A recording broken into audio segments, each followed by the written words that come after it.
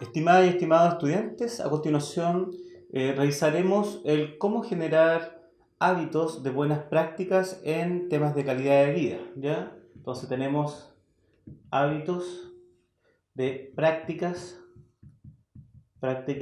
o buenas prácticas en calidad de vida laboral, ¿ya?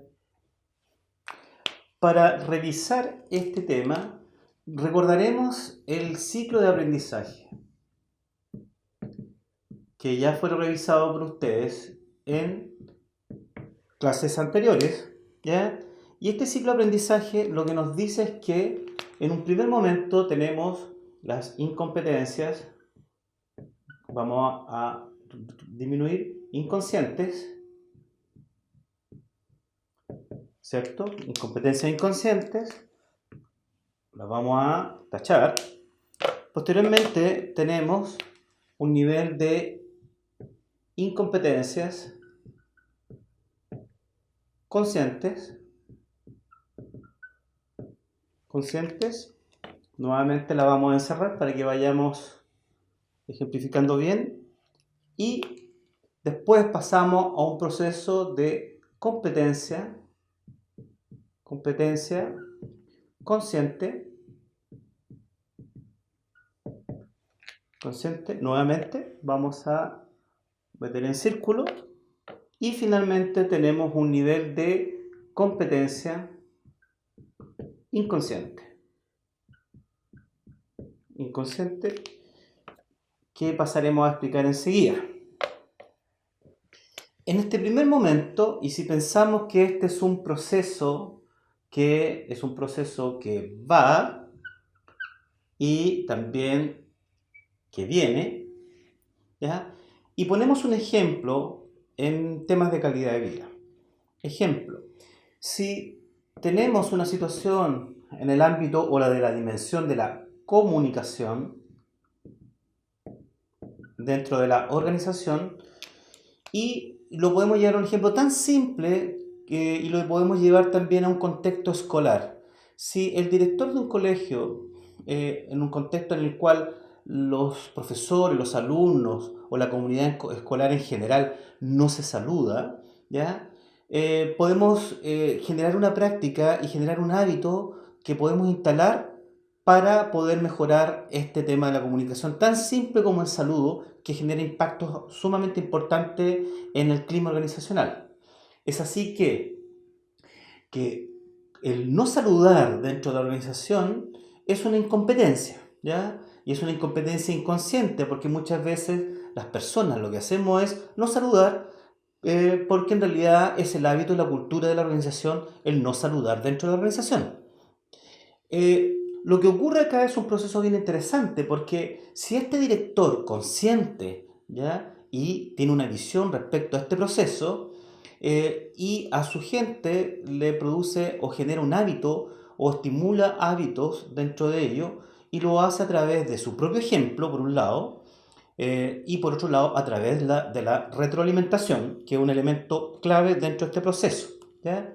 Entonces, si el director del colegio se parase todos los días en la mañana a la puerta del colegio y saluda a todos los profesores en la mañana, a sus alumnos, a los padres, quizá va a generar una sorpresa.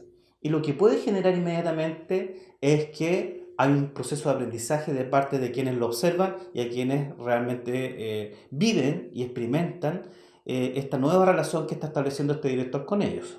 ¿Mm? Por otra parte, por lo tanto, podemos pasar, digamos, inmediatamente de un proceso de incompetencia inconsciente, de que la gente no tiene conciencia, a un proceso de incompetencia consciente. Si le sumáramos a esto que este director en reuniones o va a los cursos y dice y señala que en realidad es importante saludar, le señala al portero, por ejemplo, y a sus profesores que ellos también deben generar esta conducta de saludar a sus alumnos y padres, vamos a generar un proceso de incompetencia inconsciente o un proceso de incompetencia consciente. Es decir, al momento yo de retroalimentar o de predicar con el ejemplo, lo que estoy generando es un tema de conciencia de aquello que no estaba incorporado dentro de mi conducta o de mis patrones de conducta o desde mi experiencia. Por lo tanto, el saludo, el saludo se transforma ya en una incompetencia inconsciente en el sentido de que me hago consciente de que es importante saludar, pero yo todavía no lo incorporo y no lo hago, ¿ya? Y aquí aparece, como ya lo dije recién, un tema importante que es la retroalimentación como un factor, retroalimentación como un factor importante dentro de la organización, ¿ya? Para generar hábitos, ¿cierto? Hábitos, hábitos, hábitos en el cambio de la experiencia, ¿cierto? Entonces, y volviendo al ejercicio, tenemos que pasamos de una incompetencia inconsciente a través de la retroalimentación, donde este director con su ejemplo y al mismo tiempo retroalimenta a su equipo, la gente empieza a tomar conciencia, pero todavía no escribe el cambio. Y lo que ocurre posteriormente es que una vez que yo hago eso, las personas debieran, y con perseverancia, generar una competencia consciente, es decir, los demás también van a poder, en algún minuto dado, comenzar a generar saludos a otros, a sus alumnos, a los padres o entre padres o colegas, ¿ya?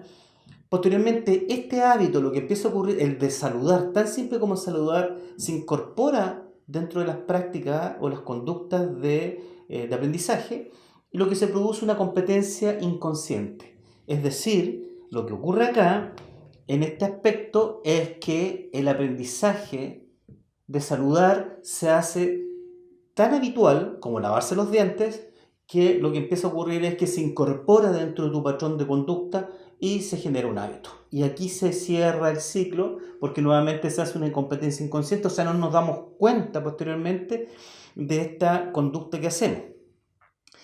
Este ciclo que viene de la programación neurolingüística es sumamente interesante porque nos permitiría o nos permite tener conciencia de cómo se produce este proceso y por otra parte cómo habilitar o de manera interesante, innovadora también generar hábitos dentro de la organización con distintas prácticas que ya vimos en la cápsula anterior. Por lo tanto, generar prácticas tiene que ver con vivir este proceso, este ciclo de aprendizaje y donde la retroalimentación y el ejemplo es un elemento clave, ¿ya? La retroalimentación entendida como un proceso de comunicación clave dentro de la organización, donde debe haber persistencia, debe haber planificación para instalar estos hábitos y es así que vamos cambiando aquellos aspectos importantes que son las experiencias y por sobre todo el nivel de creencias instaladas dentro de la cultura organizacional y por lo tanto también podemos generar cambios culturales. Como han visto, este ciclo de aprendizaje es fundamental para producir cambios dentro de la organización. Muchas gracias.